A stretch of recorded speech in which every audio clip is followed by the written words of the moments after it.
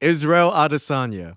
We will start off this video with the most famous entry. You definitely heard this a million times before too. Izzy slept Alex bad in their second MMA fight and their fourth bout in total.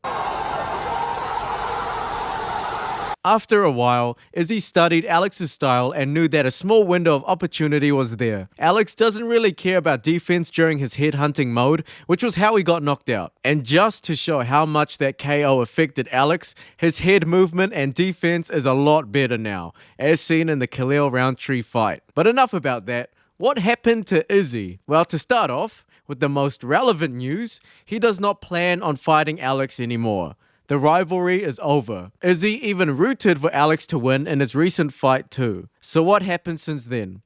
He tried defending the bout against DDP, but it got cancelled. So Sean Strickland came in and beat Izzy, which was one of the biggest MMA math miscalculations of the era. Izzy basically peaked with his career fighting Alex. He's like mid to late 30s, rich as hell, and just KO'd the final boss of modern combat sports already. And also recently this year, he got his first submission loss against DDP and still says he got some fight in him. I love to see his spirit still there, but I'm not too sure how well it will turn out for you to be a reigning champion again. Kumil Otoni. Excuse the mispronunciation. One of the reasons why I wanted to make this video because it shows some perspective on how human fighters are. Even the ones that destroyed Titans. So a while back I made a video explaining and breaking down every single Alex Pereira fight. So I'm just gonna cut in the relevant parts and just clip it into this video. So enjoy that. And it was settled in the last round. Alex just wasn't there and he realized his body can't expend the usual striking prowess and gets submitted.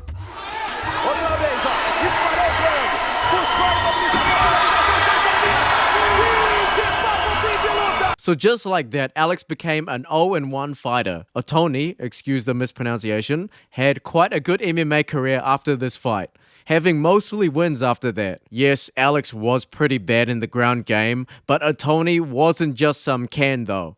Well, to many people, he might be considered a can, but he's still an MMA athlete. The controversial part is how he will most likely never fight Alex Pereira again for a rematch fight, or get anywhere close to it. Otoni, having a successful under-the-radar career, finally has the opportunity to enter the big show, the UFC. Oh, no, not the UFC, the Dana White Contender Series. Not only that, he has the potential to market himself as the guy that beat Alex Pereira, so that will help him jump a bit higher in the ranks if needed. The sad part is that he cancelled in the last minute of the fight. That is not an exaggeration. In the literal last minute of his booked fight to showcase his skills to Dana White, he backed away from the actual fight. Why? Why did he do that? Did he fall over a cable like Tony Ferguson? No. He had a panic attack. Panic attack or a reality check. Same shit. I know. Quoted by Otoni himself, I ended up not fighting yesterday after really having an anxiety crisis. Adrenaline, freezing a bit after seeing all that. Otoni said in Portuguese. Watching it from the other side of the screen is one thing, but being there and seeing the cameras, cars, and even people, there's no excuse for what happened. I made weight. It was a struggle to gain back the weight. I felt sick on the way back up in weight, but even that isn't an excuse. I gained 8 kgs with severe stomach pain, but that's not why I didn't fight. It was a mix of everything. The anxiety, seeing the camera, seeing the cut man doing my hands, people I've seen the most, and that's it. Luckily, Dana understands the situation. That's what the show is for too. Sometimes you don't have to step into the octagon to know. This isn't for me. This isn't for me. I can't take this. I can't handle this pressure. Whatever his deal was. I'm not shitting on the kid at all. Listen, it happens. And even just recently, Otoni posted this in his Instagram. Yeah, he may be dealing with demons more than we thought. Our team Vakitov. Here's another fight recap on my old video just to get you up to speed. And to pad out the video. Wait, what? This is the validation fight to see if Alex Pereira really has what it takes to be a true double weight champion. This is like if John Jones actually accepts the fight against Tom Aspinall. I can say that because it will age well. Our team starts off with a good amount of pressure and looks like he's being reserved for the first round. I don't know what Alex is doing. He's like frozen, trying out a new style, I guess. He's pretty confident in his short left hooks where he can go from 0 to 100 in terms of speed and power, but it also looks like a taunt. He can be quite creative in his taunts too, so that's probably why. Nothing else really happened until the end of round 4. Look at his chin. That's just cheating. You can take 3 punches flush like that and nothing, but one stubby left hook and the opponent is gone. And here comes round 5. Come on. How many right hands was that? Also, just how strong is Izzy then? Fight ends without a finish.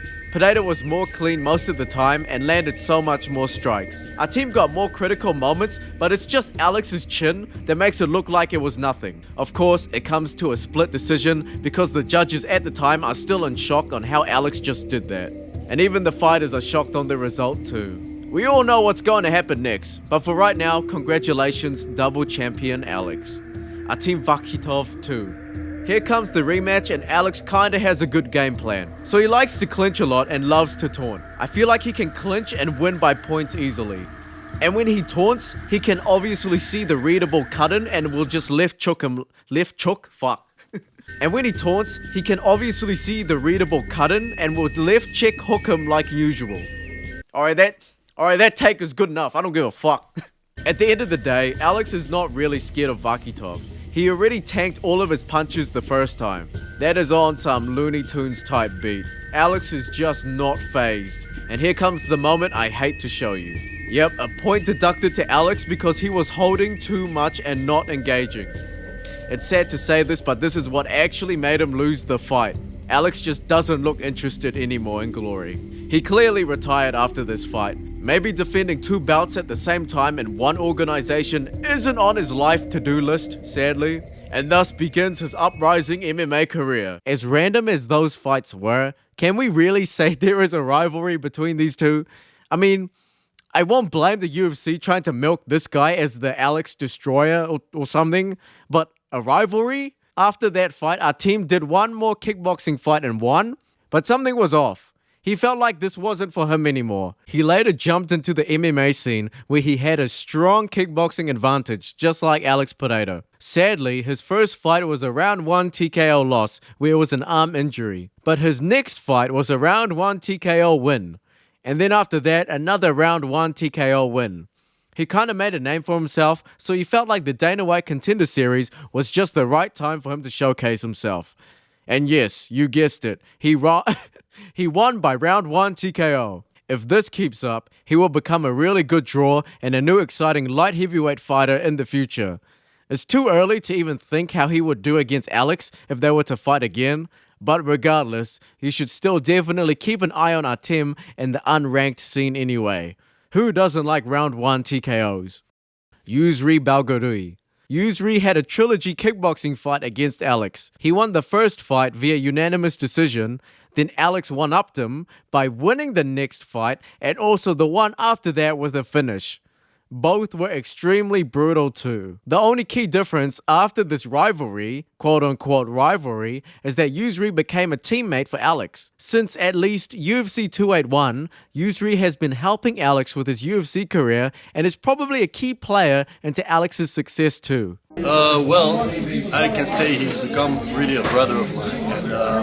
And we trained in the Netherlands, and on a training basis, everything felt good. I know I could push him, I know he could push me, so we can learn from each other.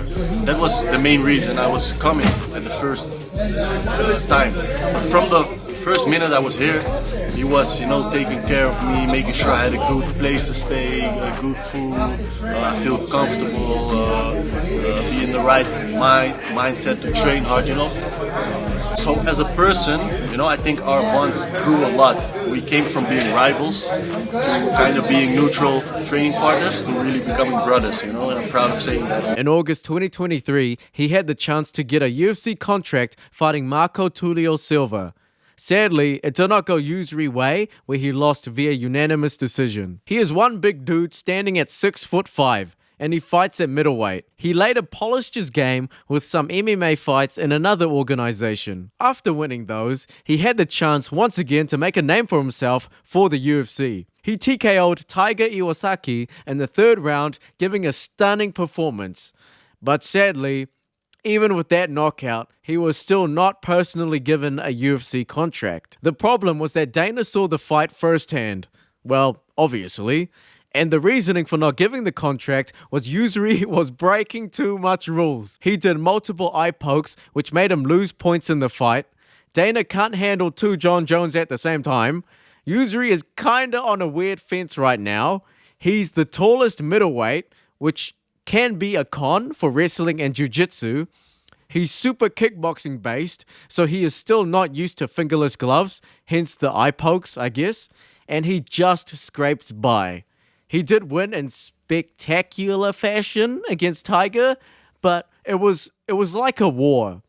I don't know how far a fighter will go in the actual UFC if he needs to go to war in the Contender Series. Artur Kishenko. Alex fights again in China and fights an extremely experienced fighter. As of this date, he has accumulated over 190 wins in kickboxing. 190. A lot was amateur, but still 190 is still a lot, and I feel bad for his brain if it still works. The fight begins and everything seems normal like every other fight. Artur is less loose than Alex and a lot more stocky, so he springs into his strikes. Alex does a good job narrowing down the opponent's options where he body kicks him every time he wants to leave the pocket. Alex also taunts Artur for that weak body shot. I'm not sure if that's a good idea, but okay. Round 2 and Alex does a good job keeping his distance and mainly kickboxers taking advantage of his height. And then when Artur wants to cut into the pocket, Alex has a smooth left hook ready for him. But that is exactly what Artur is noticing too. Artur gets a combination in and clipped Alex with his own left hook real quick. 赛啊，美丽死神不好打，确实不好打，确实不好打。你看，当他连续有几个拳打中对手的拳，哎，晕了，晕了，这种拳法的渗透，继续。 Yeah, no words from me. That power is different. To be fair, this is still local Alex diving into the international world of kickboxing, so he has a lot to learn still. 反应了，对，连续打，前手有了，继续。上一次美丽死神拿到冠军的时候，就是连续的前手平勾啊。对。佩雷拉。 美丽死神掉以轻心啊！美丽死神肯定不会再给他机会的。对，这毕竟是美丽死神。连续的，连续的重拳，连续的重拳，后手前手后手上勾，连续的。啊！裁判终止了比赛。TKO。对，佩雷拉已经完全失去了反击的动作，反击的意识。我觉得。Yes, Artur finished Alex in his own game. So where is he now?